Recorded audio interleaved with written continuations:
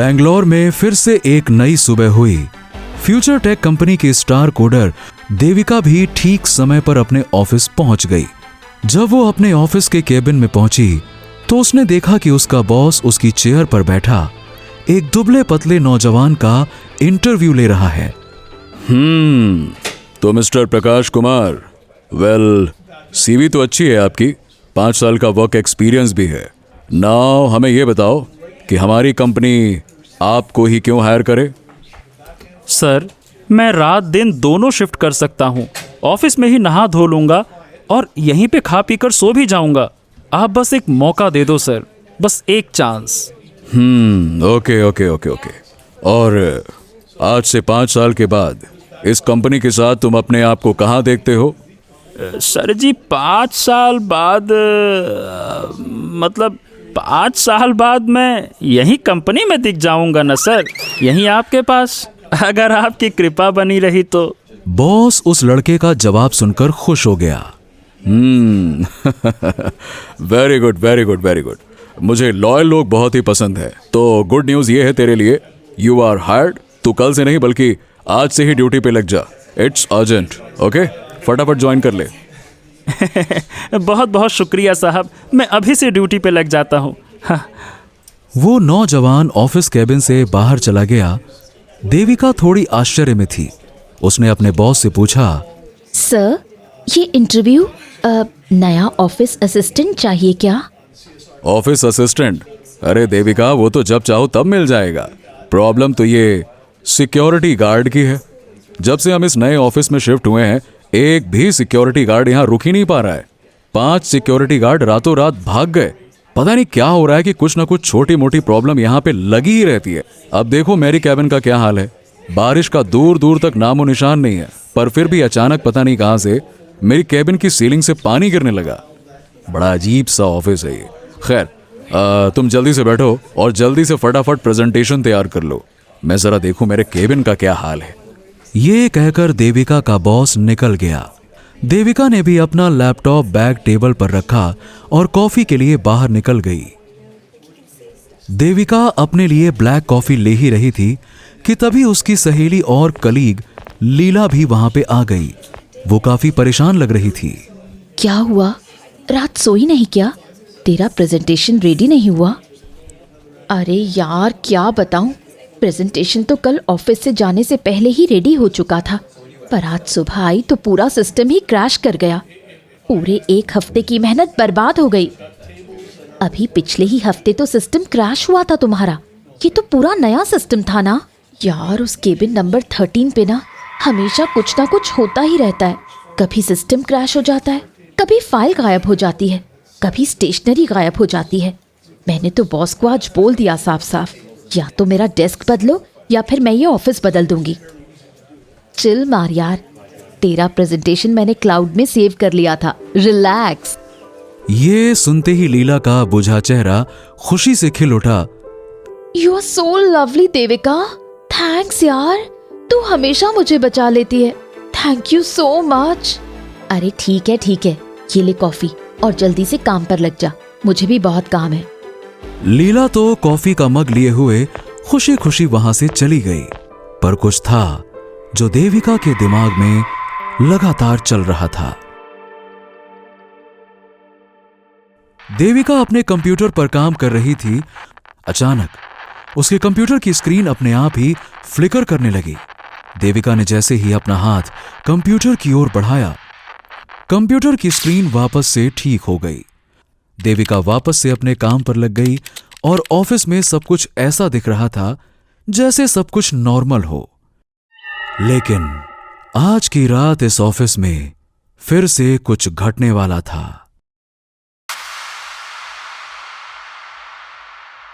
अगले दिन देविका वापस ऑफिस पहुंची। आज भी उसके केबिन में उसका बॉस बैठा हुआ था और निराशा में अपने सर पर हाथ रखे हुए बैठा था। क्या हुआ सर, सब ठीक तो है? बॉस ने धीरे से अपना सिर उठाया और अपने पास रखी सिक्योरिटी गार्ड की ड्रेस की ओर इशारा किया। ये क्या हुआ? मतलब वो जो सिक्योरिटी गार्ड कल आया था वो आज चला भी गया? मगर सर, ऐसे कैसे? ये तो हद हो गई। क्या जाते जाते उसने कुछ कहा, या ये भी बाकी लोगों की तरह चुपचाप ही भाग गया? हाँ, नहीं, उस गार्ड ने जो कहा, जैसा कहा, मैं तुम्हें ठीक वैसा ही सुनाता हूं। कल रात लगभग 12 बजे मैं ऑफिस की बिल्डिंग के बाहर अपनी कुर्सी पर बैठा था। रात में जागने के लिए अक्सर मैं YouTube पर वीडियोस देखता हूँ। मैंने YouTube पर अपना फेवरेट हॉरर शो भूतनाशक पार्टी देखना शुरू किया। वीडियो देखते देखते मैं बिल्कुल खो गया था। हॉरर वीडियो की चीखों के बीच ऑफिस के अंदर से भी बहुत जोरों की आवाज़ आई, जैसे कोई बर्तन या ग्लास ज़मीन पर गिर गया। मुझे लगा कि ऑफिस में कहीं कोई चोर तो नहीं घुसा। मैंने तुरंत अपना टॉर्च उठाया और अंदर की ओर भागा। जब मैं अंदर पहुंचा तो सब तरफ सन्नाटा ही सन्नाटा था। मैंने मेन स्विच को ऑन किया, बिल्डिंग में बिजली थी ही नहीं। मैंने टॉर्च की रोशनी जलाई और धीरे धीरे आगे बढ़ने लगा। मेरी टॉर्च की रोशनी कभी डेस्क पर तो कभी खाली पड़ी कुर्सियों पर पड़ रही थी। दूर दूर तक किसी का कोई नामो निशान नहीं था। एक पल के लिए तो मुझे ऐसा लगा कि जैसे ये मेरा ही भ्रम रहा होगा। मैं यही सोचकर वापस जाने के लिए मुड़ा, पर तभी एक केबिन के अंदर से एक चेयर के खिसकने की आवाज़ आई। मैं उस केबिन की ओर धीरे धीरे बढ़ने लगा और दरवाज़ा खोला। टॉर्च की रोशनी फिर से पूरे कमरे में दौड़ाई, लेकिन वहाँ कोई नहीं था। अब मुझे लगा कि यहाँ रुकने का कोई मतलब नहीं है, ये मेरा वाकई में कोई न कोई भ्रम होगा। मैंने सोचा हो सकता है उस हॉरर वीडियो का असर होगा, लेकिन सर मैं गलत था। अचानक से एक जोर की आवाज़ आई और ऑफिस की सारी लाइट्स जल उठी और एक पल के लिए तो मैं घबरा गया। फिर मैंने सोचा कि चलो लाइट वापस आ गई, लेकिन तभी सारे डेस्क के ड्रॉर्स अपने आप खुल गए। सारे कंप्यूटर खुद से ऑन हो गए और हाँ, डेस्क नंबर 13 वाले कंप्यूटर से कुछ अजीब सी आवाज़ें आने लगी। मैं उस कंप्यूटर की तरफ गया और उसकी स्क्रीन को देखकर तो मैं दंग रह गया। 3 लोग आग में जल रहे थे। एक आदमी की उम्र कुछ 55 से 60 साल की थी और एक लगभग 30 साल का था और एक जवान और खूबसूरत लड़की भी थी। मैं समझ नहीं पा रहा था कि मैं करूं क्या। मैंने डर के मारे कंप्यूटर ही बंद कर दिया। कंप्यूटर बंद करते ही वो आवाज़ें आना तो बंद हो गईं, मगर सही बताऊं, मुझे लगा कि तुरंत मुझे इस बिल्डिंग से बाहर निकल जाना चाहिए। पर जैसे ही मैंने ऑफिस का दरवाज़ा खोला और बाहर की ओर तेजी से भागा, तभी पीछे से उन तीनों के चिल्लाने की आवाज़ आई। वो क्या? हाँ, याद आया। वो चिल्ला रहे थे, तुमने हमें क्यों मारा? जिंदा जला डाला। क्या बिगाड़ा था हमने तुम्हारा? अब तुम यहाँ से जिंदा नहीं जा पाओगे। तुम भी यहीं हमारे साथ जल के मरोगे। इतना सुनने के बाद तो साहब मैं जितनी तेज दौड़ सकता था दौड़ गया पूरी दम लगाकर, और ऑफिस से भागते हुए सीधा अपने घर पहुंचा और मेरी जान बच गई साहब। बॉस ने पूरी कहानी ज्यों की त्यों सुना दी। सर, आप प्लीज इतना टेंशन मत लीजिए। आप घर जाइए और रेस्ट कीजिए, मैं ऑफिस देख लूंगी। अब देविका, पता नहीं ये सब कब खत्म होगा। अब देखो, 2 ही बातें हो सकती हैं, या तो वो गार्ड झूठ बोल रहा था या सच। उसके झूठ बोलने की कोई वजह दिखती नहीं, और अगर वो सच कह रहा है तो मुझे लगता है कि हाँ, ये ऑफिस ही लेकर हमने बहुत बड़ी गलती कर दी। तुम ही सोचो, इन खतरनाक भूतों के बीच मैं क्या, कोई भी कैसे रह सकता है? सर, कोई भूत आत्मा नहीं है। मुझे लगता है ये कोई बहुत बड़ी गलतफहमी है। इसका जवाब निकलेगा और मैं निकालूंगी। आप निश्चिंत होकर जाइए। Devika, you know very well how much I trust you. मुझे पता है कि तुम ये बग भी फिक्स कर दोगी।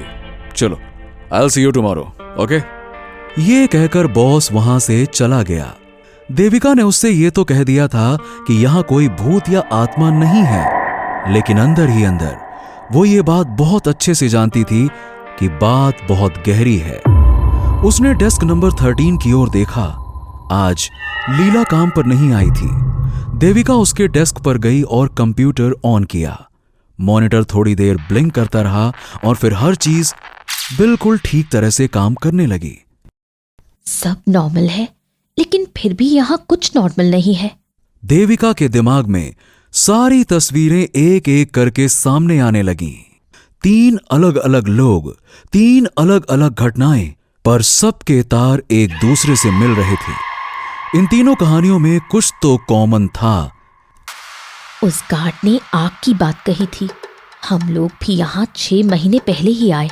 हो न हो 6 महीने पहले जरूर यहाँ कुछ हुआ होगा।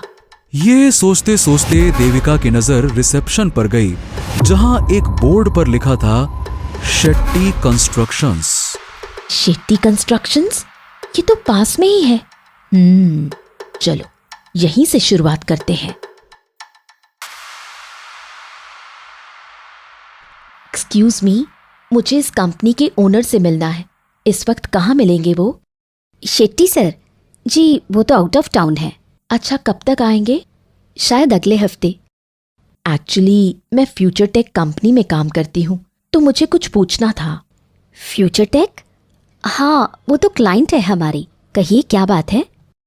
जी कुछ नहीं, बस इतना जानना था कि 6 महीने पहले जब आप हमारा ऑफिस रेनोवेट कर रहे थे तब वहाँ कुछ हुआ था। मतलब कोई अनयूजुअल एक्टिविटी? रिसेप्शनिस्ट ने अपने दिमाग पर जोर डाला। मैडम, मुझे याद आ रहा है कि उस वक्त फायर डिपार्टमेंट से कुछ ऑफिसर आए थे। फायर डिपार्टमेंट से क्यों? उनको कोई एनओसी सर्टिफिकेट चेक करना था। वो वहाँ कभी कोई आग लगी थी। देविका को एक बेहद जरूरी सुराग मिल चुका था। वो समझ गई थी कि उस ऑफिस में आखिरकार हो क्या रहा था।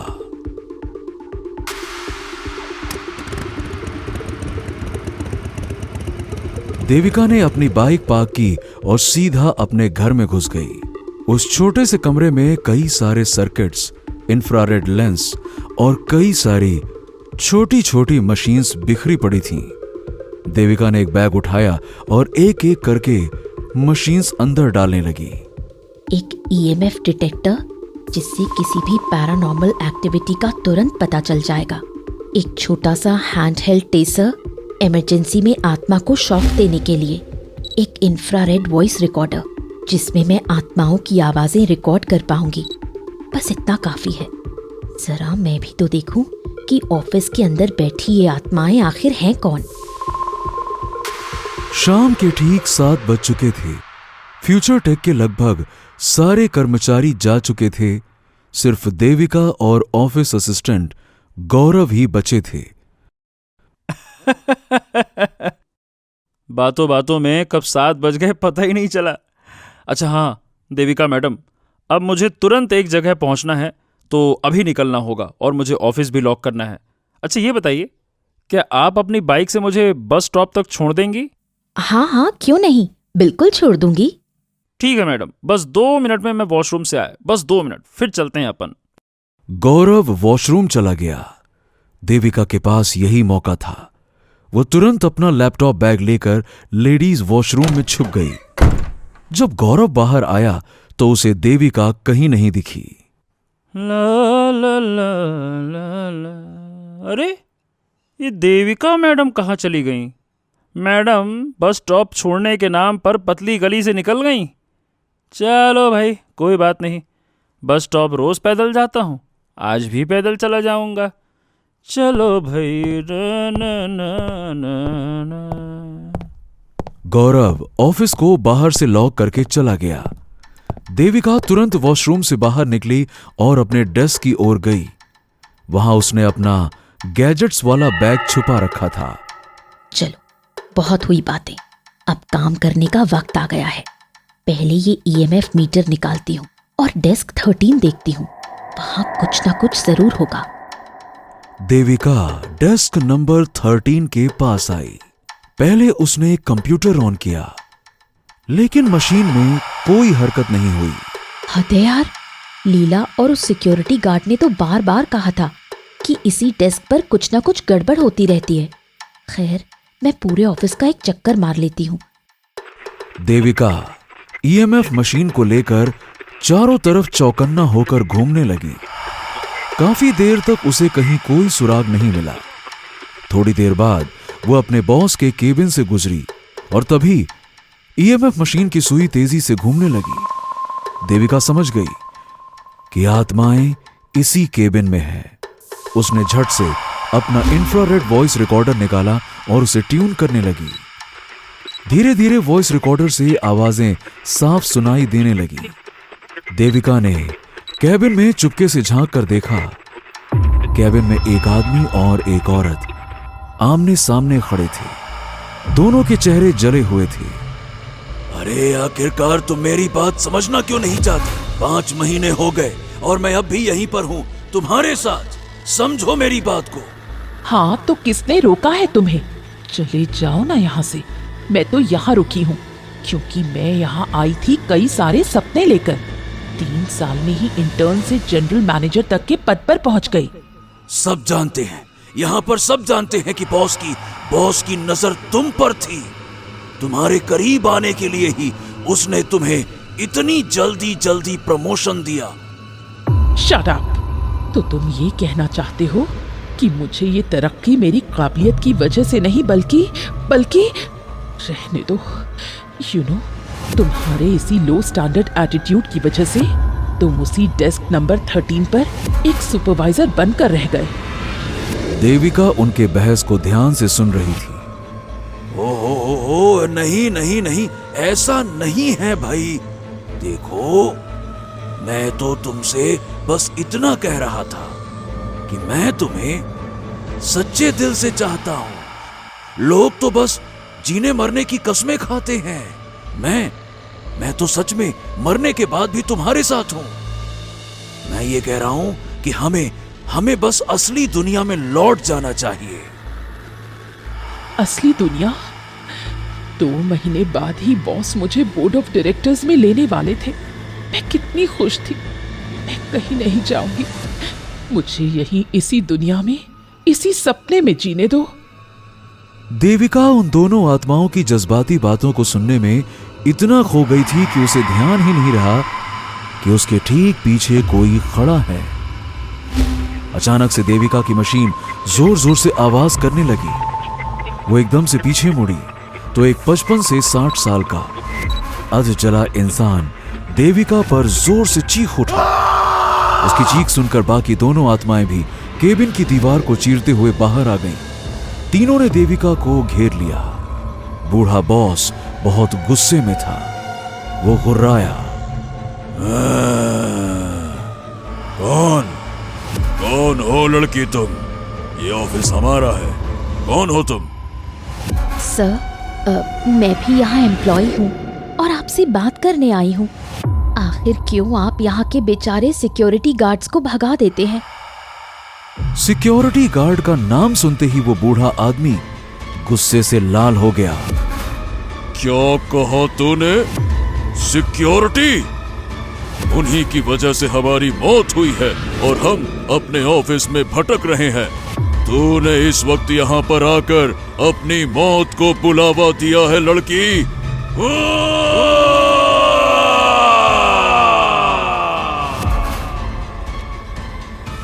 देविका तुरंत वहां से भागी। तीनों जख्मी आत्माएं हवा में उड़ते हुए देविका का पीछा करने लगी। देविका लगातार भागती जा रही थी और उस पर कभी स्टेशनरी तो कभी फाइल्स गिरने लगी। देविका ने उन आत्माओं को चेतावनी दी। देखिए, प्लीज आप सब रुक जाइए और शांत हो जाइए। मैं आपसे लड़ने नहीं, आप सबकी मदद करने आई हूँ। वो नहीं माने। लड़का एकदम से देविका की ओर लपका। तभी देविका ने बिजली की गति से अपना गैजेट निकाला और उसे ऑन कर दिया। उस गैजेट से लड़के की ओर एक नीली रंग की तरंग निकली जो सीधा उसकी आत्मा से टकराई। उसकी आत्मा उस चोट को संभाल नहीं पाई और वो फर्श पर गिर गई। बाकी दोनों समझ नहीं पाए कि अचानक से ये हो क्या गया।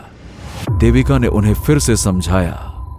आई एम सॉरी, मगर मैं सच बोल रही हूँ कि मैं बस ये जानने आई हूँ कि आपके साथ क्या हुआ था। उसके बाद मैं यहाँ से चली जाऊंगी, मगर आपने मेरी बात नहीं मानी तो मेरी दूसरी मशीन में आपकी आत्माएं हमेशा हमेशा के लिए कैद हो जाएंगी। बूढ़े बॉस को समझ में आ गया कि देविका के पास कोई अनोखी शक्ति है। वो शांत हो गया। ये उस रात की बात है। उस रात हमें बहुत बड़ा कॉन्ट्रैक्ट मिला था। हम यहीं पार्टी कर रहे थे। नाइट शिफ्ट चेंज हुई थी तो नए सिक्योरिटी वाले ने भी कुछ चेक नहीं किया और हमें अंदर ही लॉक करके बाहर सो गया। उस दिन मैंने थोड़ा ज्यादा पी ली थी। सेलिब्रेशन था तो माहौल बन गया। सिगरेट ठीक से बुझाए बिना जमीन पर मैंने फेंक दी।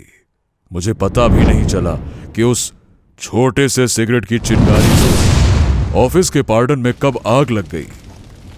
आग अचानक से फैल गई और हमें संभलने तक का मौका नहीं मिला। हम सब तेजी से दरवाजे की ओर भागे, जोर जोर से दरवाजा पीटते रहे, अपनी पूरी ताकत से चिल्लाते रहे, सिक्योरिटी गार्ड को बुलाते रहे, पर दूर दूर तक कोई भी सुनने वाला नहीं था। और फिर अचानक से एक बहुत बड़ा ब्लास्ट हुआ और हम सब की एक साथ जलकर मौत हो गई। देखो मैं नहीं जानता कि तुम कौन हो, लेकिन तुम्हारी आंखों में हमदर्दी को देखकर इतना तो मैं समझ गया हूं कि तुम हमारा नुकसान करने तो नहीं आई हो। क्या चाहती हो तुम? मैं बस इतना ही चाहती हूँ कि आप सिक्योरिटी वालों को तंग करना छोड़ दें और साथ में बाकी ऑफिस वालों को भी। जो हुआ वो बस एक इंसान की गलती थी, सारे इंसानों की नहीं। मेरे ख्याल से आपको अपनी दुनिया में लौट जाना चाहिए। अपनी दुनिया? हाँ, अरे तुमको पता है इस ऑफिस को बनाने में 35 साल लगाए मैंने। 35 साल सड़क से उठकर इसे अपने खून से सींचा मैंने। मेरे लिए और कोई दुनिया नहीं हो सकती। यही है मेरी अपनी दुनिया। यही है मेरी अपनी दुनिया। हाँ, तुम दोनों चाहो तो ये ऑफिस छोड़कर जा सकते हो। वो दोनों एक पल के लिए सोचते हैं और फिर लड़का बोलता है, नहीं सर, जहां ये खुश है वहां मैं खुश हूं। हम दोनों भी यहीं ठीक हैं। हाँ सर, शायद हम दोनों के लिए यही ठीक रहेगा। बॉस ने मुस्कुराते हुए देविका से कहा, हाँ तो लो, हो गया फैसला। हम सब यहीं रहेंगे। वैसे तुम यहां से जा सकती हो, लेकिन इत्मीनान के साथ, क्योंकि आज के बाद से अब कोई सिक्योरिटी गार्ड यहां से नहीं भागेगा। ये हम तीनों का वादा है तुमसे। देविका मासूमियत से मुस्कुरा देती है। ठीक उसी वक्त कमरे में एक तेज रोशनी हुई और वो तीनों आत्माएं अचानक से हवा में विलीन हो गईं। देविका को आज की रात वैसे तो इस ऑफिस में गुजारनी पड़ेगी, लेकिन हां, आज वो चैन की नींद सो पाएगी, क्योंकि उसने अपने बॉस से किया हुआ वादा पूरा कर दिया था। दोस्तों, कैसी लगी आपको ये खौफनाक और रोमांचक कहानी? नीचे कमेंट करके जरूर बताइए। और अगर आपको ये कहानी पसंद आई तो लाइक, शेयर और भूतनाशक पार्टी को सब्सक्राइब करना ना भूलें। हर शुक्रवार हम लाएंगे एक नई हॉरर स्टोरी, तो तुरंत बेल आइकन को दबा दें ताकि ऐसी ही हैरत अंगेज कहानी आपसे कभी छूट ना जाए, क्योंकि डरोगे तभी तो आगे बढ़ोगे।